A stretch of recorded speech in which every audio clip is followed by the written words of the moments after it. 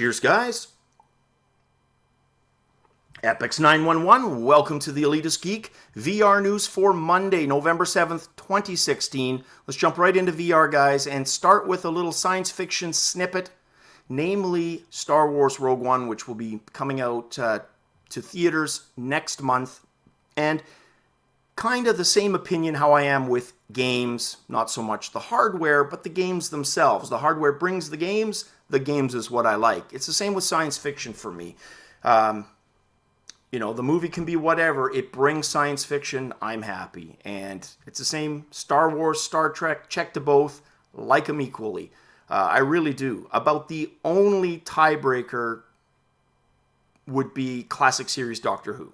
Now, I love the new series, but classic series Doctor Who, any day of the week, as far as I'm concerned.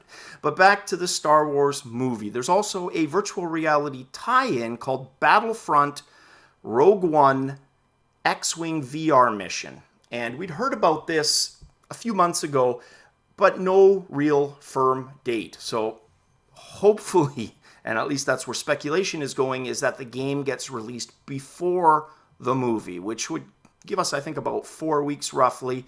So that's my hope. We get concrete date on that. I will definitely announce it here.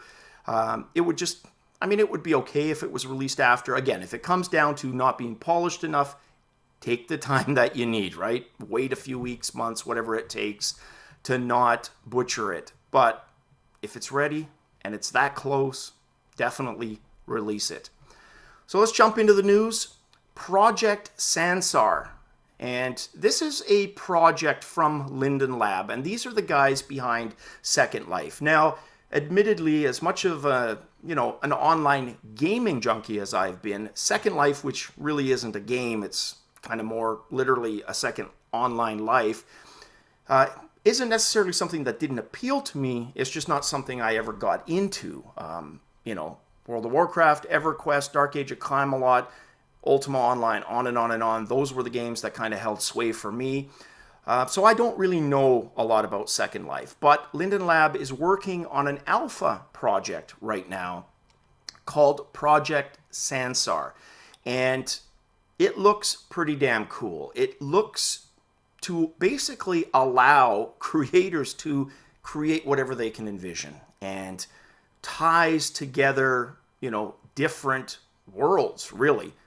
And it does it fairly seamlessly. And according to the author of the article, this is his exact quote, when asked to basically describe his time in Sansar Alpha Project, and this is what he said. He goes, "In my brief demo inside the platform, I walked on the surface of Mars, strolled through the Scottish Highlands, explored a mysterious door to another world, examined a photorealistic Egyptian tomb, stood inside of a 360-degree video, and enjoyed a massive outdoor 4K amphitheater." So you can see it sounds very chaotic, a lot of kind of disjointed parts all coming together into something potentially awesome. So you know what? Maybe I didn't get a shot at Second Life, but this is something I probably will try, if anything, just to kind of see if it lives up to that, because those are definitely pretty lofty marketing words. And according to them, as with Second Life, and again, I don't know that much about it, Linden Lab is going to be able to, or is going to allow people to design and then import assets into this application. Now, how that's going to work specifically, they haven't really given us any details on, but the fact that that's how they're going about it, giving end users, really the tools to kind of help grow the world, is kind of really reminiscent of, and on steroids, really, of early Ultima Online, where the game kind of went in this direction that a lot of people didn't foresee. In other words, it almost became more about social and trades than it did about dungeon exploring, right? Your typical MMO grinding. So very cool. Keep your eye on that. That's Project Sansar from Linden Lab. All right. Swedish group Tobii, hopefully I'm pronouncing that correctly. They are known for eye tracking technology. They've just made they are going to make $16 million worth of investments by 2019 is the goal. And they hope to do that by offering additional shares to existing shareholders at special prices. And it's going to help them basically keep up with what they call, astounding rate of progress. And really, this kind of ties in with what I said about Michael Abrash's vision for the future, how critical the eye tracking component is for all of that. So very, very cool. Definitely not an all eggs in one basket thing. It's nice to see that there are a few companies working on this, just like the other areas that we've pointed out. And be interesting to see where this goes. Do they come close to raising that money? Can they raise it in the first place? Well, we'll see. And hopefully it leads to some special stuff, because you hear those descriptions, right? And I know it sounds so, cart in front of the horse to be that excited this early, but once you have a taste of this, I'm guilty of it. I want more. And that's definitely a direction that I want it to go in. Next news piece, Disney working on a haptic feedback VR chair. And they basically call this VR 360 HD. And it's basically a VR 360 player with this chair hardware that's hardwired with haptic feedback. And looks very cool. It's fitted with 6 vibro tactile actuators on the back and 2 subs on the seat and back that researchers claim, and this is their exact quote, cover a significant portion of the human body. Now, what the system can currently do is 5 effects. And the first one is location, having somebody touch you on the back, the obvious one. Line, which is basically a line of haptic responses, create the sensation someone or something is running up alongside with you. Pulses and rumbles, which basically are going to provide a deeper sense of immersion. And then finally, what they're calling rain, which is random vibrations to give exactly that, the sensation of rain falling. So very cool. Speculation is this for VR in general? Is this for Disney theme park ride? What is this for specifically? And hopefully we find out.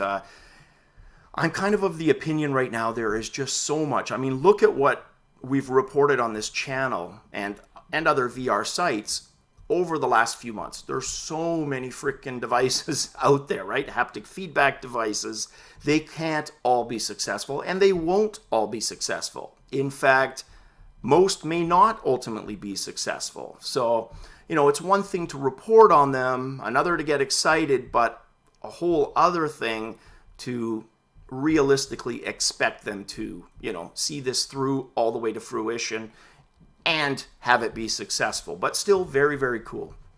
Now, this next one, actually, it's, not just Road to VR and Upload VR, which are 2 of my favorite sites. A lot of websites have been reporting on this today, and that is the difference or what you can expect with the PlayStation 4 Pro over the stock unit. And there's a caveat to that, but I'll get into that at the end of this. So let's start with the Upload VR article. And here's basically what the reviewer from Upload said. When asked the question specifically, do PS VR games look better when running on a PlayStation 4 Pro? And his answer, the answer is games are noticeably sharper and crisper when viewed on the same television using the same headset. This includes Battlezone and PlayStation VR Worlds, which were both patched for the new console. However, a game that could have really benefited, Eve Valkyrie, looks virtually identical.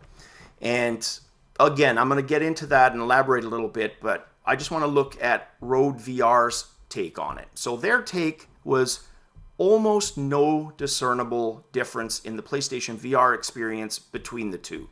Load times were admittedly better, and obviously hardware benefits like additional USB ports is a win. But, and here's the caveat that I mentioned.